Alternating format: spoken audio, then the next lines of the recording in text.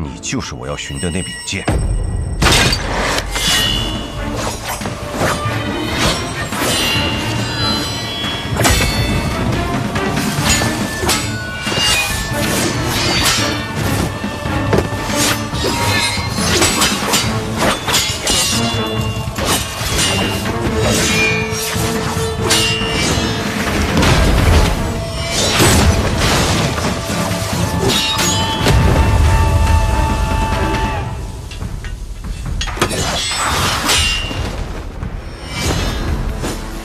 虽然我总是陪着苏沐雨做比剑这种事儿，但总觉得这些无聊可笑。只是他喜欢，就陪着他去了。但是现在，忽然又觉得有些意义了。不是，忽然觉得更可笑，因为苏沐雨好像打不过那个人。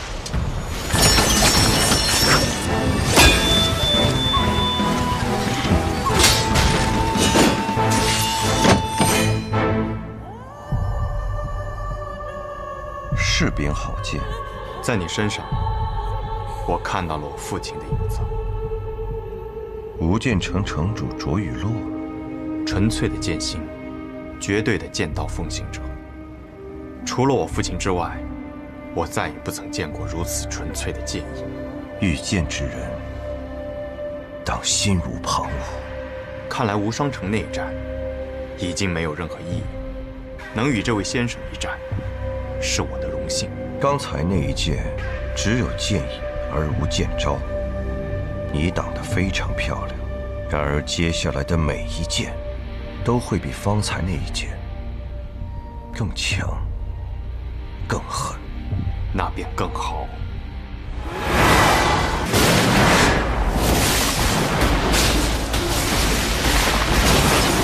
这剑气里竟带着一丝羽翼。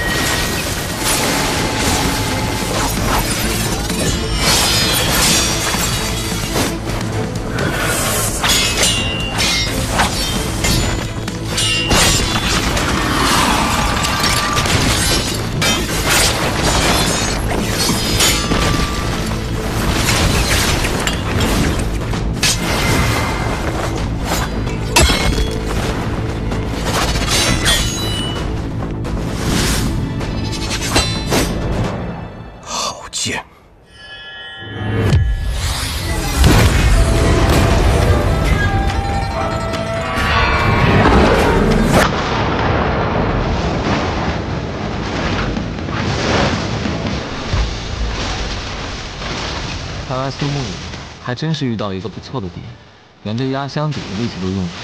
你说我的剑是你所见过的最纯粹的剑，而你的剑是我见过最复杂的剑。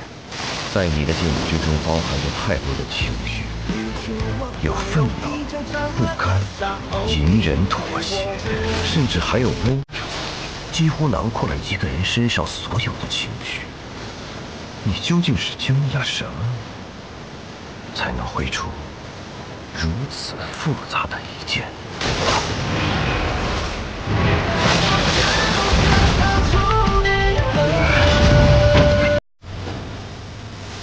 然，一切归于平静。输了，赢了。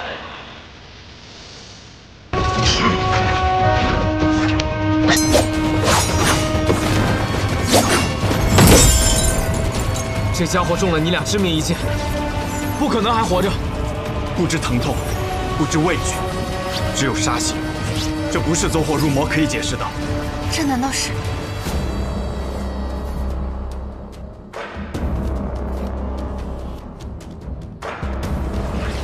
是什么？是西楚所传的药人之术，能让死人重新站起来作战。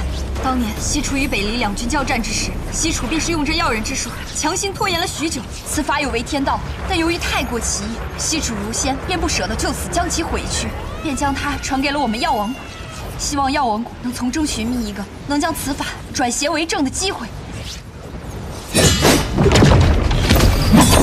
此术原来被你们药王谷拿走了，那你们做到了吗？做不到的，此法之邪异，就连新百草也无法窥其全貌。我有一个师侄，也就是新百草的小师妹，名唤叶鸦。她因为丈夫早亡，所以对这类起死回生的邪法颇为热衷，终日研究这药人之术。后来她叛离了药王府，并也带走了这本秘籍，是世间唯一会此法之人。如何破解？13回望，方成药人浊血流转不顺，我制住了他。苏雨一剑绞碎他的心脏。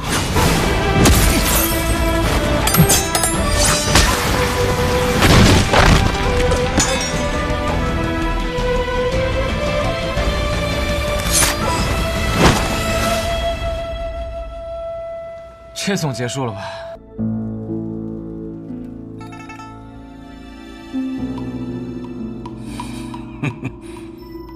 暗河的鬼也敢来此处造次。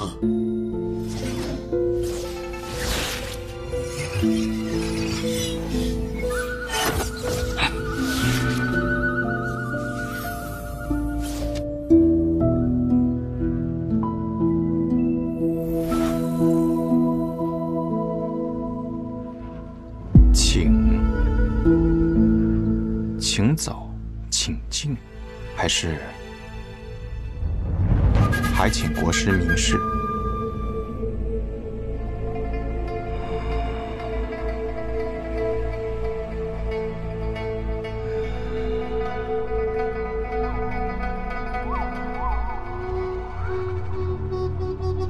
看来国师并不欢迎我。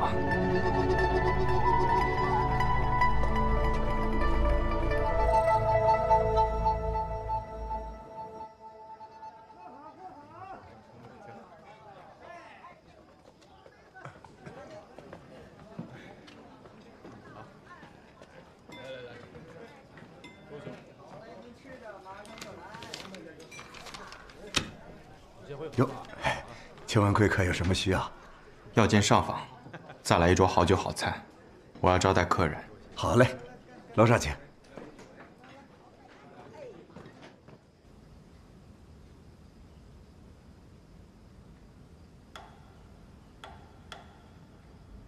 天干物燥，小心火烛。已经很晚了。终于来了。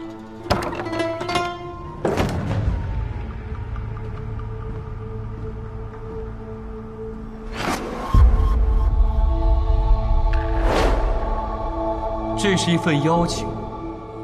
哼，这是邀请我们去赴宴？你只来了1日，可整个天启城的重要人物都知道你来了。正因为他们都知道我来了，所以今夜任何人来寻我，他们都不会觉得奇怪。在他们眼中，你不过是想要知道我来天启城的目的，前来探寻的一员罢了。哼，你很聪明。对于我们来说，你若现身，我们是第一个要来寻你的人。因为天启城的暗处由我们来守护。听闻暗河苏家主剑法举世无双，我练的也算是剑，想试一试苏家主的本事。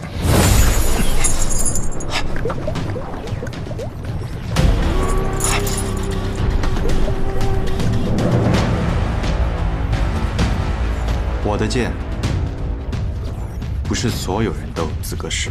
至少，你得在我的面前握住自己的剑。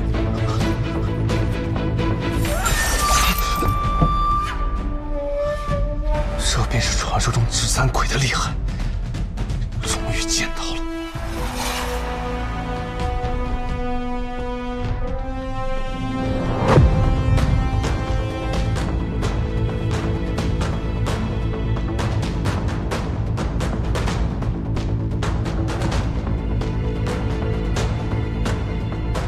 天启城影宗第1护卫团，鹰眼。站在暗河背后的是影宗。我是鹰眼首领乌鸦，奉宗主之命前来见你。我已经在外面等了许久，有很多人经过了这里，但都没有上来。看来暗合纸伞鬼之名，仍对他们有几分震慑。不过尹宗前来寻我，也似乎合情合理。毕竟你们护卫的是黑夜中的天启。方才你说奉宗主之名，尹宗宗主义母。宗主的大名，不敢直呼。洛清扬的师傅，我知道他。洛师兄之名在我们尹宗已经是一个境界了。接下来，今夜便到这里吧。你何意啊？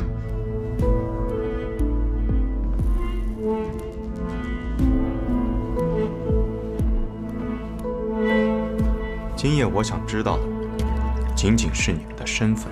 至于其他的，明日再说。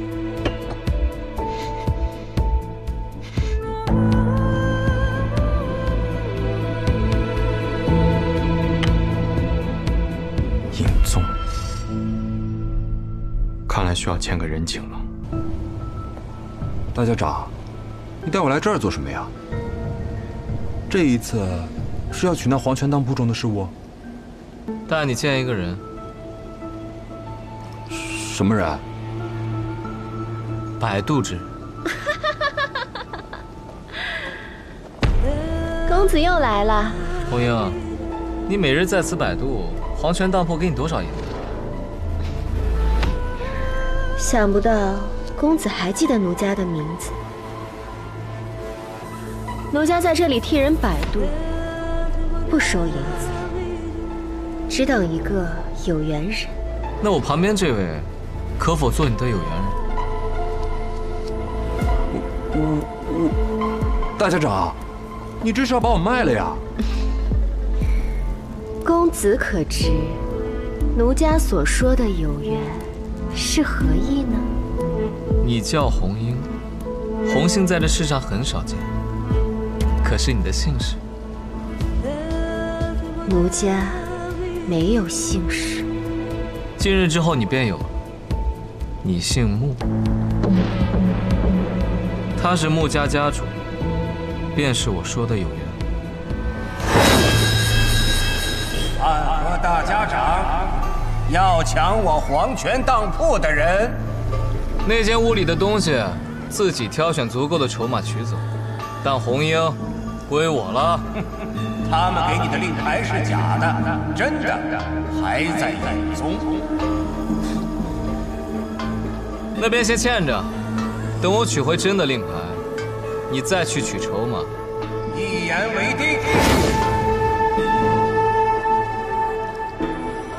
姑娘，从今日起，你便是我穆家之人了。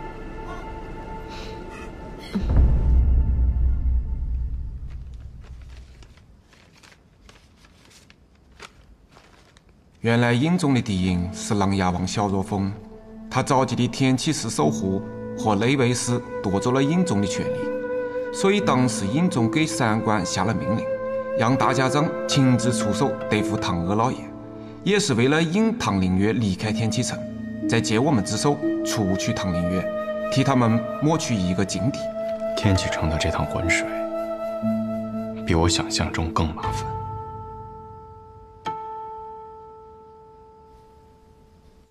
你的身份，这样日日从那里撕离，难道就不怕被琅琊王他们发现吗？许多人都知道，我不甘心留在荒陵。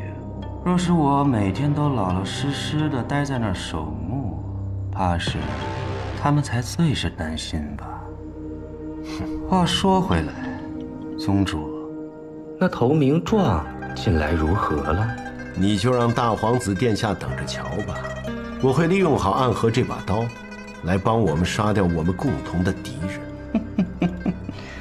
好，宗主有这份自信是好事儿。何日与那纸伞鬼相见呢？3日之后，他便前来赴宴。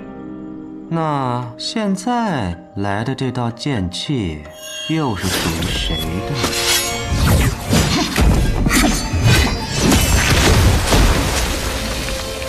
剑气强绝，杀气却是暗藏。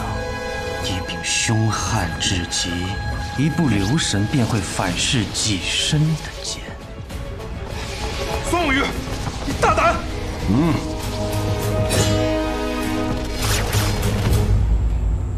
你便是苏沐雨，很好。我约你3日后来见，你今日便来，为何呀？此行来此，不是尹宗找我们暗河，而是暗河来找尹宗。你想3日后见，而我想今日便见。你与传说当中的苏沐雨不太一样。传说中的我是如何呢？传说中的苏沐雨，比起一个杀手来，更像是一个剑客，性格温和，待人有礼。可是你一来，便要拔剑，一开口，便要反客为主。如今暗河已无杀手，我身为苏家家主，自当需要强硬些。不过此处还是义宗主的府邸，我仍是客，不请自来，的确有些冒昧。若主家不欢迎，我也可离去。原本3日后，苏家主能吃得上斋月楼的见天宴，可惜了。既然你已经来了，总得有待客之道。乌鸦在，通知厨房多备几个菜，我要与苏家主谈事。多谢。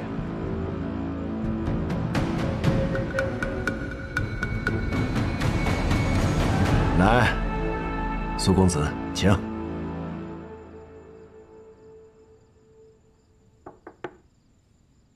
苏公子一定还在困惑，暗河和尹宗原本并没有什么联系，可是如今却忽然之间好像有了千丝万缕的关系。暗河的任务都是提魂殿下派的，我们一直认为是江湖上有人出了高价找提魂殿下了杀人的单，却没想到是尹宗下派的。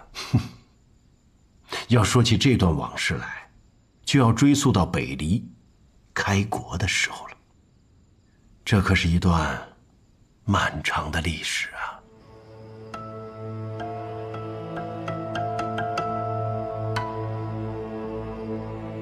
可如今执掌暗河的苏昌河，以及我，和几百年前的隐卫团没有任何关系。我知道，你们是无名者，身上流的并不是暗河的血。你错了，如今的我们才是真正的家人，而我们要选择自己的路。还是太年轻了，看来你们什么都不知道。比如说万卷楼。万卷楼，没错，就是万卷楼。暗河几百年来都归属于尹宗，常人无法寻到的暗河的宗门地址，暗河遍布于天下的各大诸朝基地，还有你们的真实身份，你们每个人的武功和弱点，以及画像，都藏于尹宗之内。一旦你们叛离，那这些信息便会出现在江湖之上，身上沾满鲜血的杀手们，放眼望去，这个江湖上全是你们的仇家。到那个时候，你们都将成为被追杀的对象。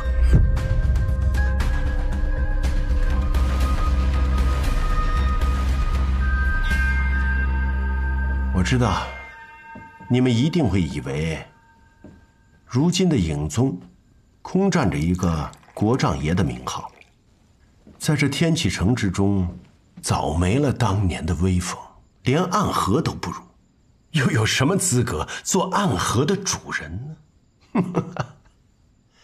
可是，只要我愿意，我便能毁了暗河。你们想重新建立一个暗河，想要从头开始。可是，年轻人有志向是好的，可是有的时候也应该停下来，掂量掂量自己的能力。你们真以为就凭你们几个年轻人，能够反抗影宗110年来的控制吗？说出你的条件。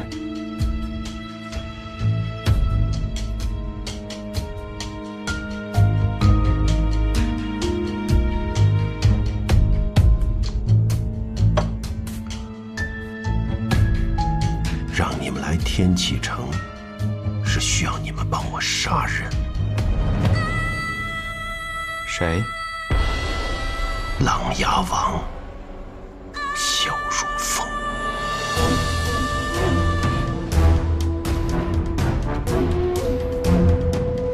暗河是替萧氏皇族扫平江湖的影子，而影宗则是暗中护卫天启城的影子。那么天启城中的事，应与暗河无关。琅琊王身为萧氏皇族，刺杀他，违背二者所护卫的理念。这个任务不是影宗应当做的，而是宗主的私心。既是私心，那便需要交换筹码。你想要什么筹码？你方才说的那些，都要从这个世界上彻底消失。暗河和影宗从此以后无关。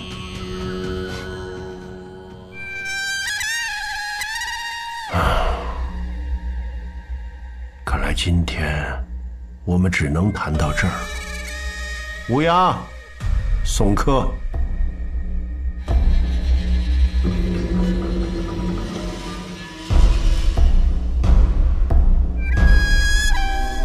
如果关于暗河的消息散布于江湖之上，那么无路可归的我们，会将天启城作为我们的第一站。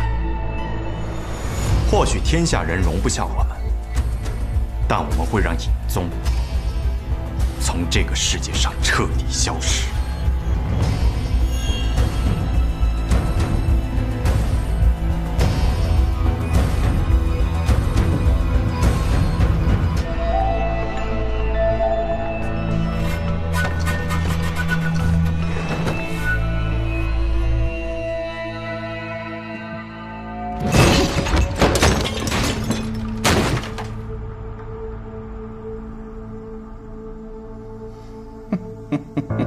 真是不错的年轻人，有魄力，很聪明，武功也很高。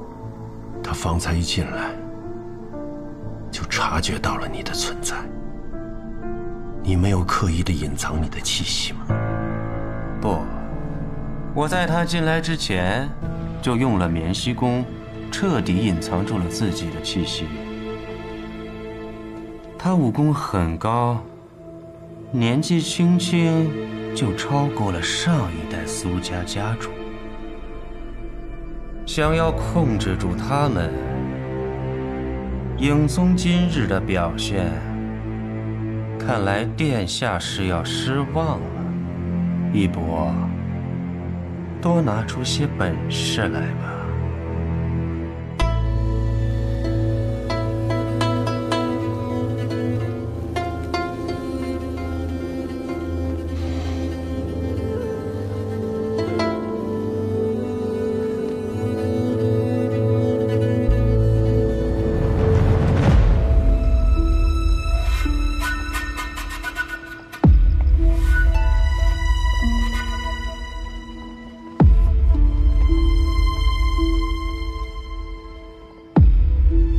此地便是万卷楼了。整座国丈府中，守卫最为森严。若要进此楼，必须提前引开这些高手。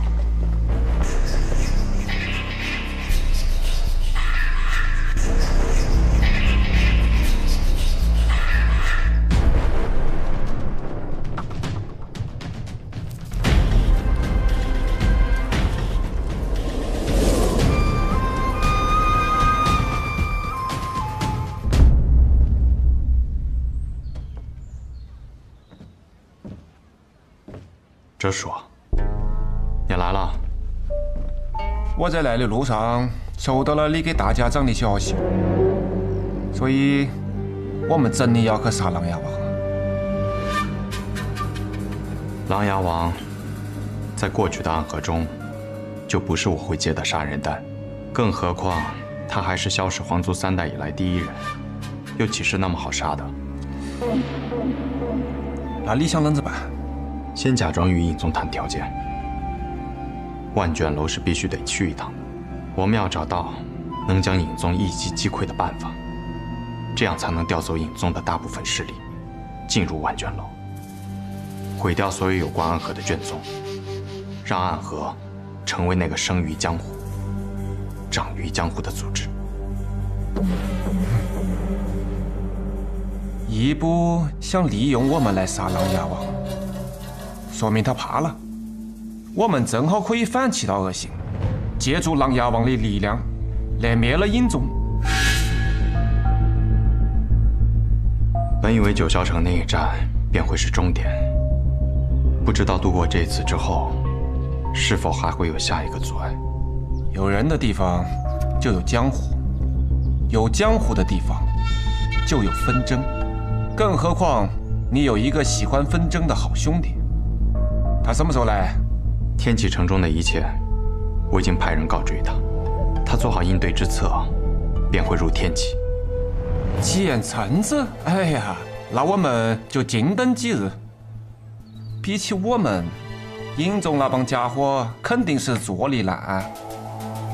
难得来趟天启城，正好带你去几个有意思的地方转转。天启城中最知名的地方，这些日子我倒是都转过了。你去过哪去？千金台、青天剑、问天石、龙起源，甚至还去了学堂。哎呀，停！这都是些什么破地方啊？这都是天启城中最有名的地方。呸！天启城里头最有名的地方，那当然是皇宫、教坊是。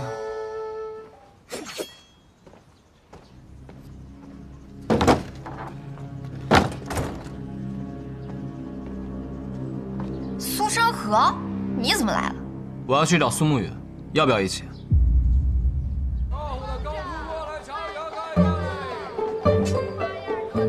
沐雨啊，来了天启城，也不晓得来这该逛逛。我不识路。有理，这种地方一个人来啊，总是容易迷路的。酒不醉饮，饮自醉啊。哲叔，你什么时候这样喝酒了？这样显得很风流啊。为何你官话又突然变好了？你管那么多干什么？那哲叔，我们接下来去拉猎。百花楼上百花开，百花开尽美人来，自然是去百花楼啊。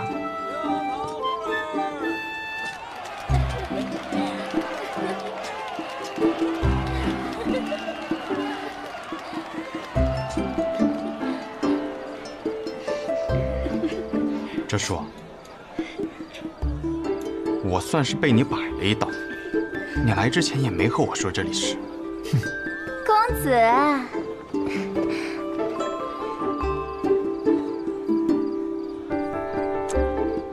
美人的这杯酒一定是美酒啊！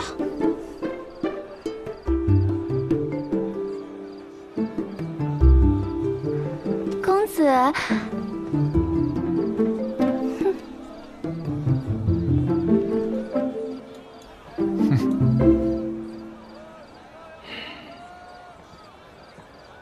哲叔，那接下来做什么？你想做什么？我想走。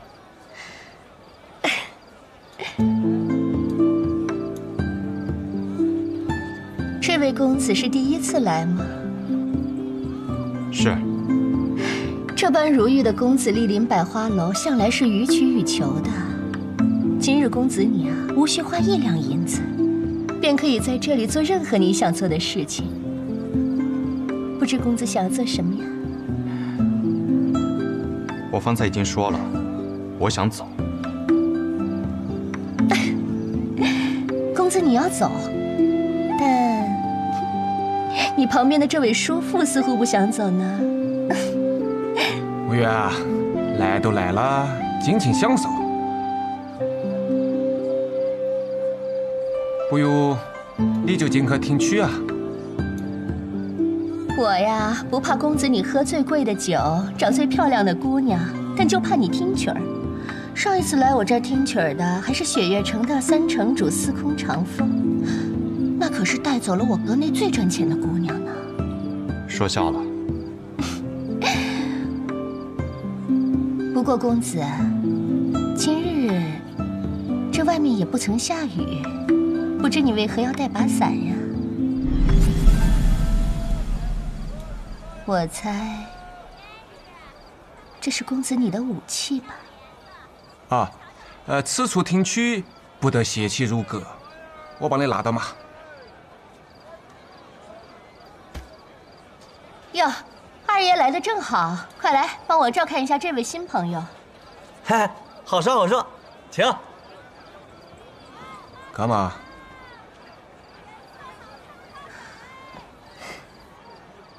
请吧。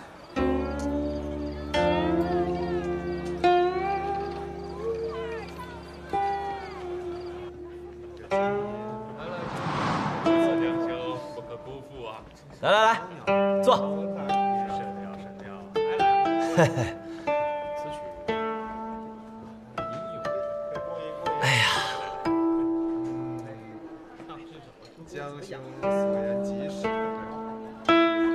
在下千金台涂婉，敢问公子尊姓大名啊？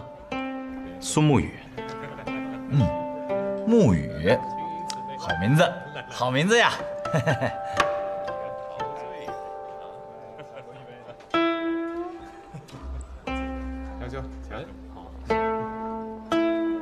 执伞鬼苏沐雨，今日在此只是苏沐雨，并无执伞鬼。啊，莫担心，我也是来听曲的。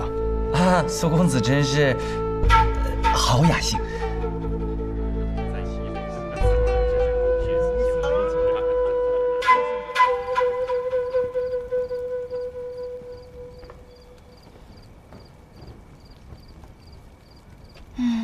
也不知道苏沐雨那个家伙现在在做些什么。小兄，再来一杯！来来来，共饮此杯。今儿这曲这真好，是真没白来。二爷也常来听曲吗？啊，以前是常来的，当年可是国手风姑娘坐镇其中。自从风姑娘走了之后，就许久没来了。现在抚琴的是婉儿姑娘，听朋友说琴音并不逊色于风姑娘，我便来听听。感受如何？虽然在我心里啊，依然是不及风姑娘，但确实已然算得上是不凡了。苏公子觉得呢？对于乐律，我也只是欣赏罢了，并没有什么资格去评判别人。啊，听罢再聊，不然婉儿姑娘要生气了。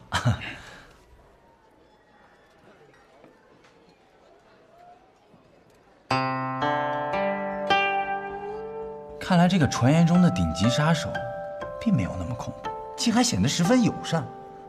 也不知是那传言过分夸大了，还是实际当此人拔剑之后才会化身恶魔。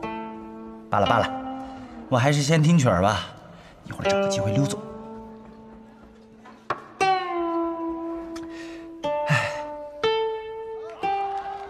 你是上哪儿带来了这么个俊秀的小郎君啊？还好生勇猛，巧把我们这儿姑娘的魂儿都给勾跑了。是我一个小兄弟，想检验一下是不是一个可靠的男人。怎么？那在我这楼里逍遥快活的，就一定不是可靠男人了？哼！你检验一个男人做什么？哦，忘了和你讲了，我已经找到我的女儿了。那感情是好啊。这不是你这些年来最大的心愿吗？是啊，但我这个女啊，赢得这个小子之后，我总感觉他喜欢上他了。这个小子呢，是我从小看他长大的，其他方面啊都可靠得很，就是在这个男女之情上面，我是半点不了解。那这小子算是通过你的考验了。哼，来到这个姹紫嫣红的百花楼，只想到听曲。现在我倒是放心了。但我看呀，这小子怕是一生凉薄的命。你不是也讲我是会死到这半路上的硬？我现在不是好好的，哼，还有了个女儿。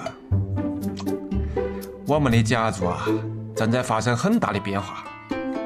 这个小子一定可以改变了所谓的命运。那如此说来，我们是否该好好庆贺一番呀？来，来，我敬你。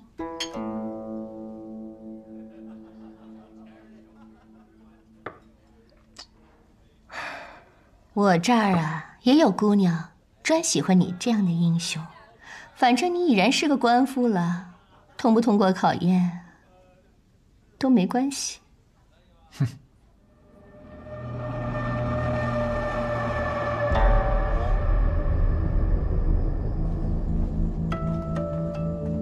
宗主，三官回来了，让他们进来。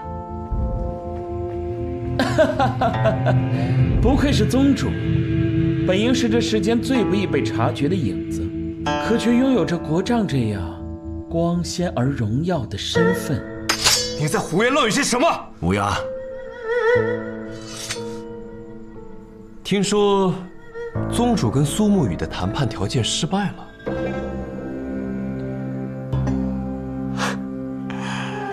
但我们在黄泉当铺，却碰见了苏昌河。言谈之中，我有一种感觉，比起苏沐雨，如今这位掌权的大家长，是个更加适合合作的对象。哦，你有把握跟苏昌河谈判？有，他是个利益为先的人。所以，最后当上大家长的人是他，而这世上唯一能让他放下利益、感情用事的人，刚好已经提前入了天启城。我们若能提前控制苏沐雨，那么和苏昌河的谈判条件也就多了一份。到时候苏昌河不管从感情上还是利益上，都不得不和我们合作。然后。我们可倾暗合整个宗门之势，杀死天启城中的一位王爷。至于以后暗河还存不存在，那已经没有了意义。好，那就更改计划，不再等苏沐雨表态了，今夜就将他下入隐狱。遵命。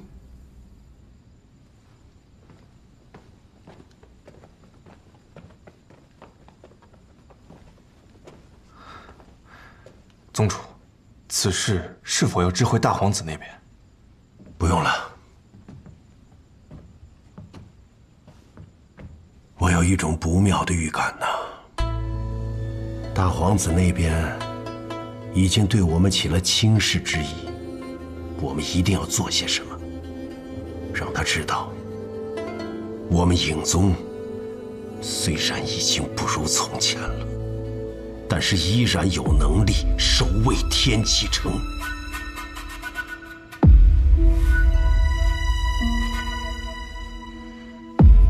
抓住苏沐雨，就是一次好的机会。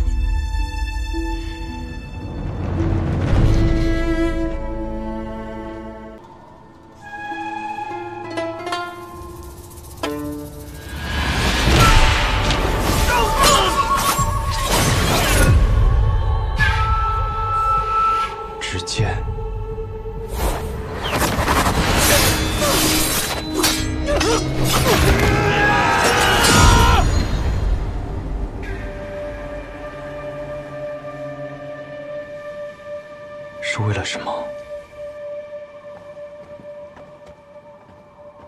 奎大人，有消息。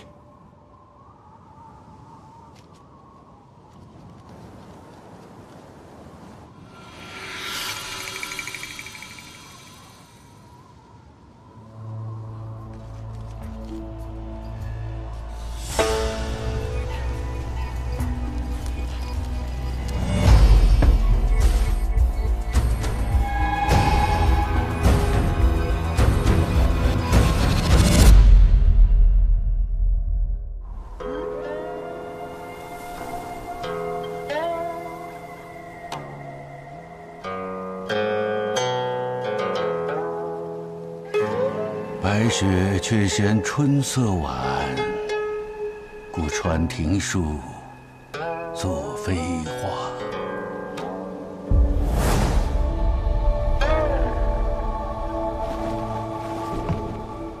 本以为这个冬日已经结束了。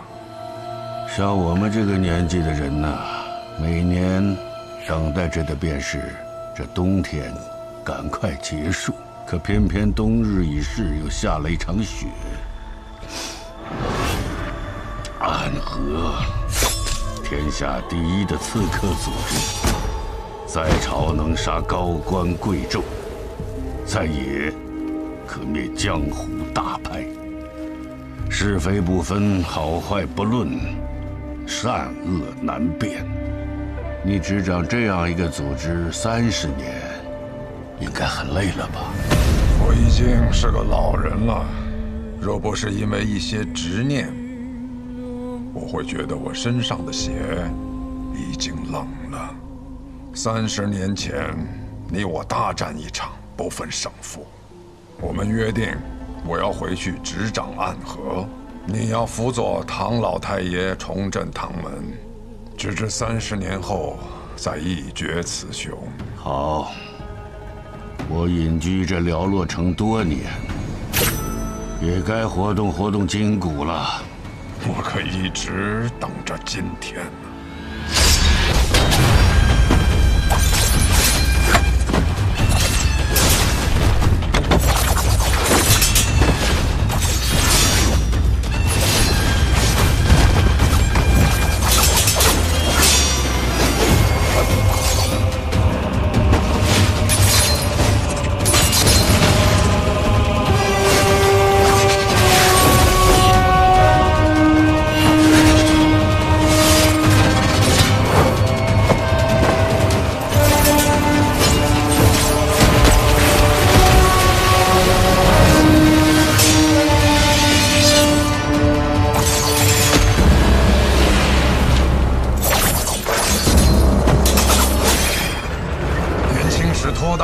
徒手接过铁眉暗器，差点被毒死，我可不会再上当了。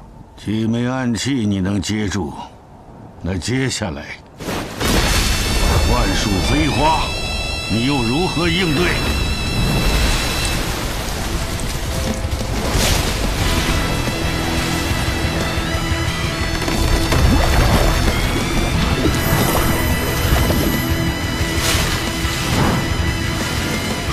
一招万树飞花，许久没有如此尽兴的一战。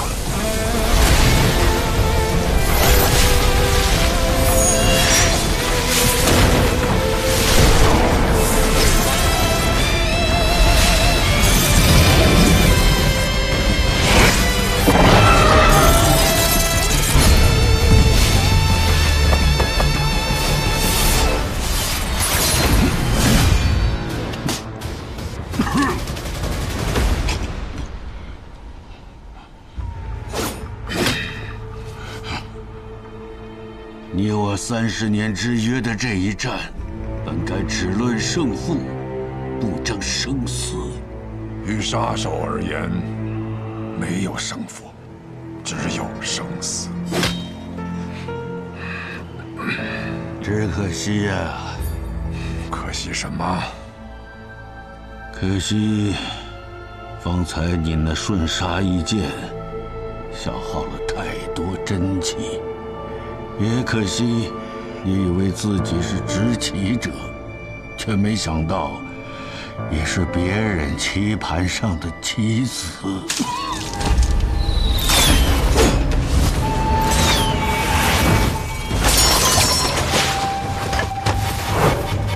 墨玉，不是跟你说过这是我自己的事，不用你插手吗？有人想趁你和唐二老爷决战之时，对你不利。一石二鸟。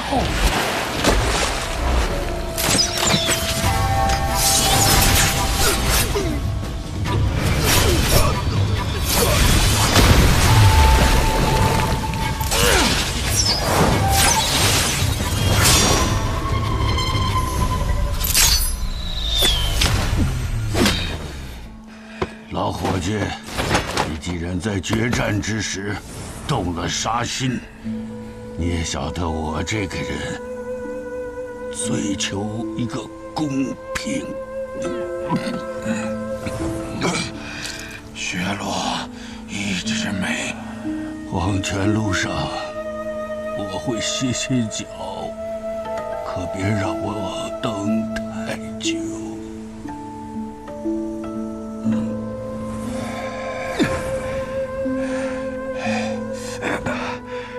大家长，我们立刻回安河，找我们家最好的药师帮你疗伤。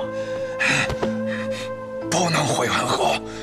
苏、木、谢，你说他们三家等我受伤这个消息，等了多久了？刚才那些暗算我的人，根本就是他们的人。可去钱塘城，我在那里有一个故人，是药王新百草的小师叔。找到他，他叫白鹤怀。明德11年初春，距离上一次引发江湖浩劫的魔教东征已经过去了3年。如今的江湖平和安宁，少有争斗，而暗河藏身于黑暗之中的最强宗门，由苏、谢、穆3姓组成的刺客组织，却在此时因为3家之首大家长的中毒而即将迎来巨变。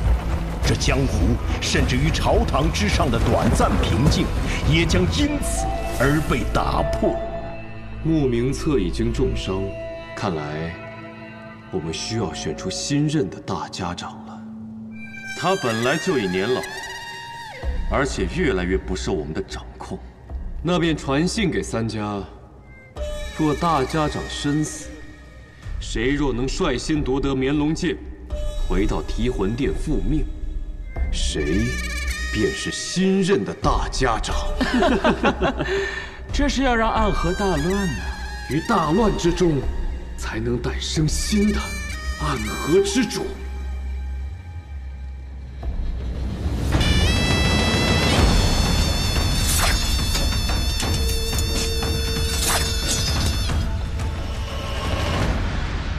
白鹤药府到了。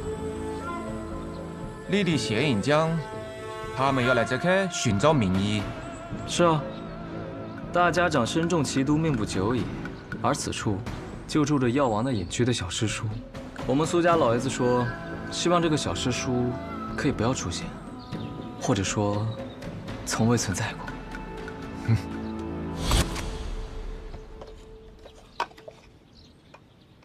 别人都是一口槟榔一口烟，飘飘欲醉做神仙。这叔，你吃的怎么是话梅啊？以前有个女人和我讲，槟榔对身体不好。哦，你吃不吃？我就不吃了。哼。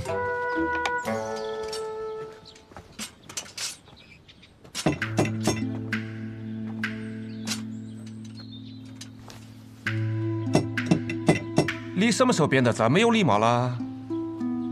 学苏沐雨啊，杀手临门，有礼有貌。可是这位神医似乎不太给面子啊。许是这位药王师叔年纪太大，耳朵背了，你要考得再响一点。七叔，你这是敲门吗？我看你是要杀人啊！我们不就是来杀人的吗？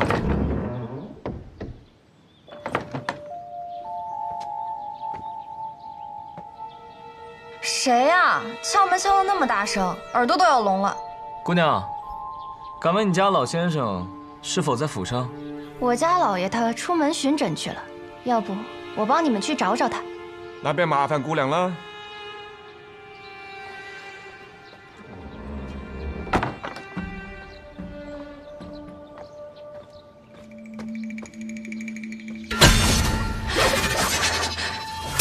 你干什么？哎呦，抱歉抱歉，一时手滑。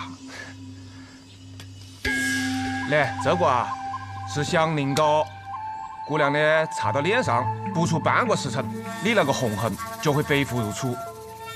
有毛病。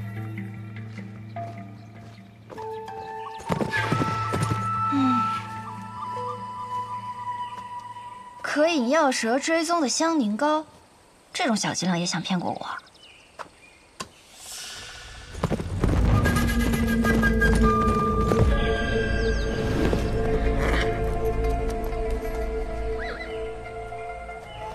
这位姑娘，你是医者？怎么？难道我看起来不像吗？抱歉，无意冒犯。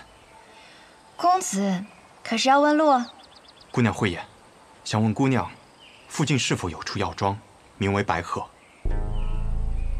公子是要看病啊？我医术不错，我来看便是啊。家中有人得了重病，点名要找白鹤药庄中的神医。多谢姑娘好意。那你怎知道我不是白鹤药庄中来的呢？莫非姑娘是？那自然是。烦请姑娘速速带我去见你师父。我师父，他暂时来不了这里，但是他和我说过，有贵客来访，从很远很远的地方来，想来就是公子你了吧？他让我先行随你前去。冒犯了，我需要赶时间，还请姑娘上马。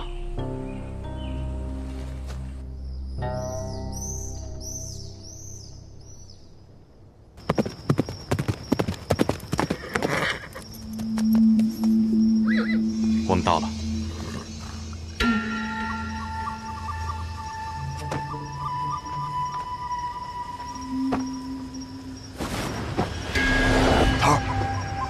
桃儿，你来的正是时候，大家长那边好像出了些问题。神医呢？我这么大一个活人站在你面前，你怎么就看不见呢？这姑娘是神医？不是，那我走了。姑娘莫怪，这是神医弟子，过来帮他师父看一下大家长病情。姑娘，请随我进去。嗯。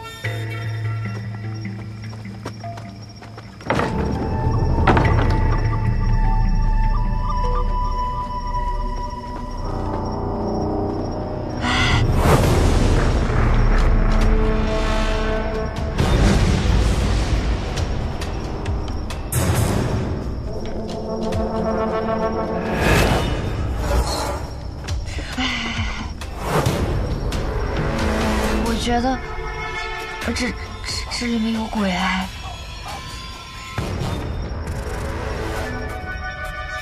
姑娘莫怕。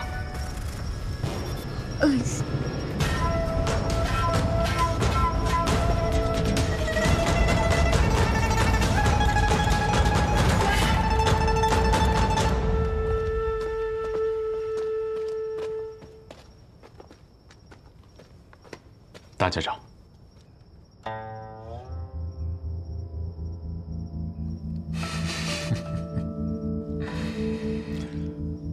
上次我见你的时候，你还是个流着鼻涕的脏孩子。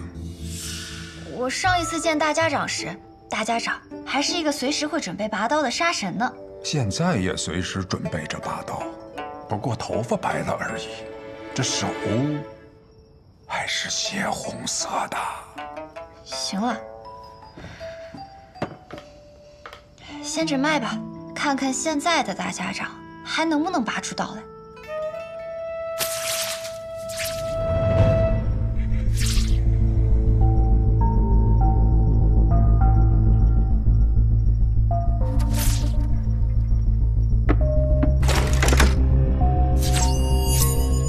收起你的杀气，你若是不小心吓到了我，我手这么微微抖一下，你们的大家长可就死定了。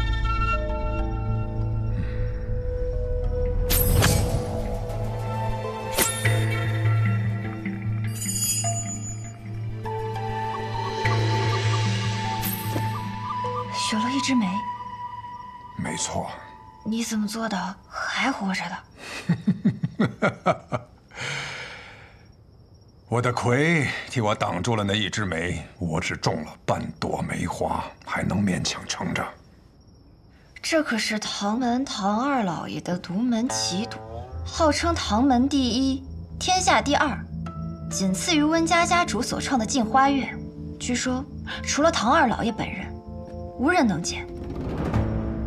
唐二老爷人呢？被我杀了。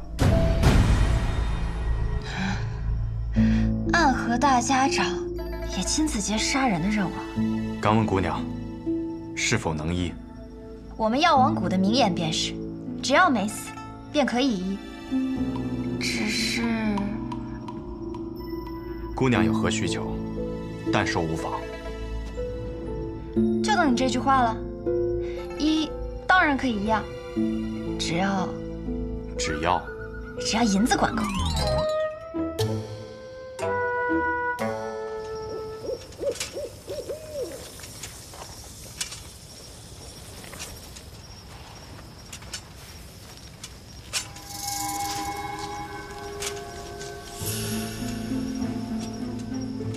看来对方是识破了你的伎俩，这才走出了多久，就把这药瓶给丢了。看来我们是搞错了。什么错了？我们放走的是真的圣医。还好，我也做了些准备。哦。哼。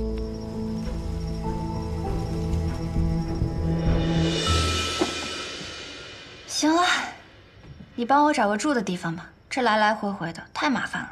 不让你师傅再来看看了？我师傅，他早就入土为安了。你们怎么老想着要他从地底下爬出来？什么？药王的小师叔已经死了？沐玉，你错了，你眼前这位就是药王新百草的小师叔，药王谷一脉祖师李宇珍的关门弟子白鹤怀。医者白鹤怀，见过暗河大家长。见过暗河的魁大人。魁大人，我肚子饿了。神医见谅，行走在外，难有什么珍馐佳肴，只有这个了。无妨，有的吃就不错，总比在药王谷吃我师兄煮的药膳香。你是不是很好奇，我是如何看出来你的身份的？既然神医与大家长是旧识，想必也听说过我们。小时候师父为了哄我好好学医，便给我讲故事。他的故事里呢，经常出现一个叫做暗河的组织，由苏、谢、穆三姓家族组成。他们的统帅者便称作大家长，大家长座下有直属刺客团诸营。其中最强的12人以地支12校为代号，而他们的统帅者便是魁。今日我见到的这些人，他们以生肖为面，唯你戴血红恶鬼面具，随侍大家长左右。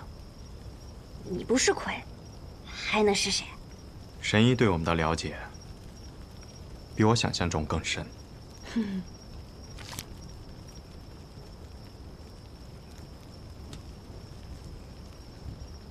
我还知道，每人的魁都是当做现任大家长培养的。这上一任的魁呢，他死了。抱歉，这些隐秘之事无法与神医细说。可是上一任的魁，他是我的父亲，这也不能问吗？神医说笑了。不信算。这人是死是活对你们倒是隐秘，可是你身份特殊，标识却如此明显，此时就不考虑隐秘了。我也曾问过同门前辈，身为刺客，本该想尽办法隐匿身份，可为何我们却明明白白地把身份写在脸上？那人怎么说？这是意思个，你懂事吗？你怎么突然大舌头啊？不是我大舌头，是他大舌头。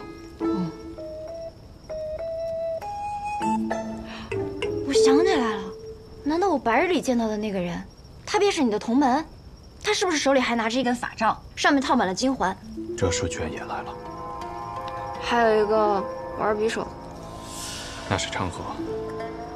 陈龙，准备一下，带上神医，即刻启程。是。去哪儿啊？九霄城，没有人比我更了解陈和。此刻我们定然已经入了他布下的局。宇哥，都准备好了。神医，这是卯兔，你随他动身，一路保重。魁大人，那便希望在九霄城中，我们还能重逢。不必叫我魁大人，叫我苏沐雨便是。苏沐雨，还真是一个好听的名字。再见了。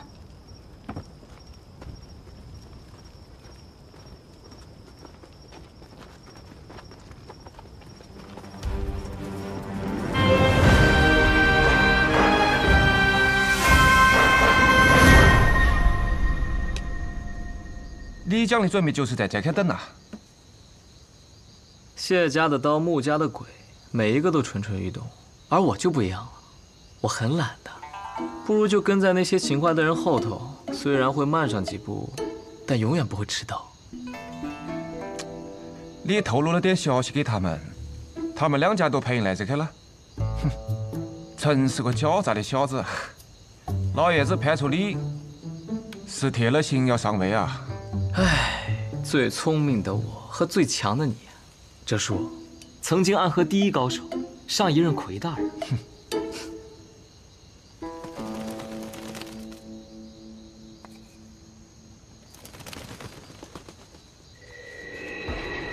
城郊废驿，那里的好戏快开场了。走吧，哲叔，我们苏家那位老爷子该等着急了。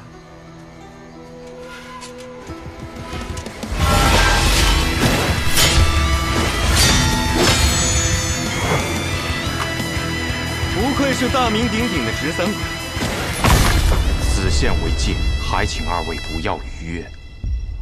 谢家的紫靴鬼和刀阎罗不应该出现在这里。没劲，倒是被你一下子看穿了身份。不过我们家主听闻大家长受了重伤，心中十分焦急，想着赶快将大家长接回总堂来疗伤。大家长无碍。大家长是否无碍？还请容许千机与大家长见一面，再予以确认。不然我就这么回去了，不好交差啊。你不好交差，与我有何关系？你不想让我们与大家长相见，是否是自己意图不轨，不想让我们及时救治？是个不错的理由，但这个理由想要成立，只有一种可能：杀了你。没错。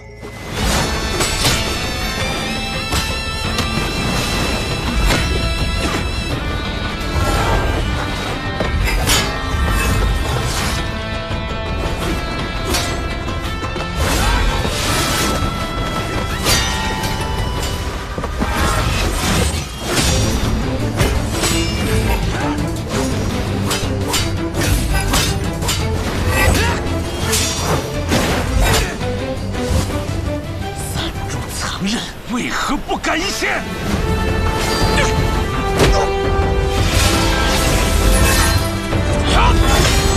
谢家的风舞一之刀，不错，死！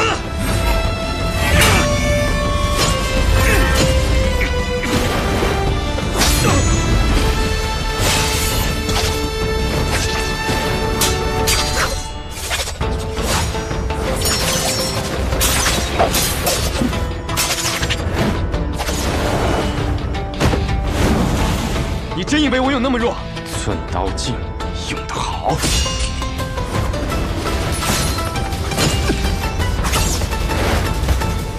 回去告诉你们家老爷子，若及时收手，那么这段时间的事情，大家长可以装作无事发生；若继续这般执迷不悟，就别怪我们朱隐无情了。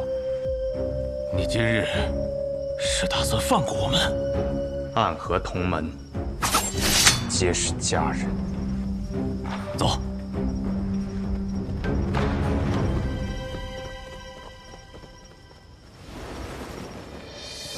你来了。你好像看到我不是很高兴啊，我的魁大人。我知道你迟早会到，却还是希望可以晚一点。老爷子让我给你带句话，你是苏家的弟子。如今我是魁，人中之魁，我属于暗河，却不属于任何一家。你总是这么正经啊，一点意思都没有。当无名者的时候，每天起早贪黑的练剑，做一个勤勤恳恳的无名者；做刺客的时候，每一个任务完成的妥妥当当，一丝不苟。现在做了魁，还是这么兢兢业业。你的大家长都快死了，你还要强拖着给他陪葬吗？大家长无碍，这样的传言不该由你说起。他若无碍，又怎么会来找那什么新百草的小师叔？你杀了他，把绵龙剑拿来，你可以拿到你最想要得到的自由。是啊，离开苏家，离开暗河，去你想去的地方，做你想做的事。你知道呢，暗河从未有过这样的先例，而我们那位老爷子愿意为你破例。若我拒绝呢？我们姓苏，在苏家生活了这么多年，而你身为魁，跟着大家长也不过几年，你跟他的情分能有和苏家的深？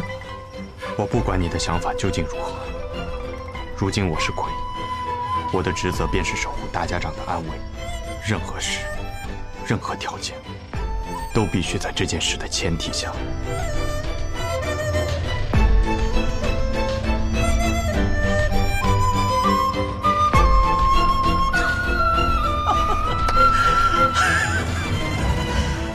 没错，就是这样。同样的话我已经回给了老爷子，我就知道你一定会这么说。然后呢？然后老爷子说，既然如此，那就杀了吧。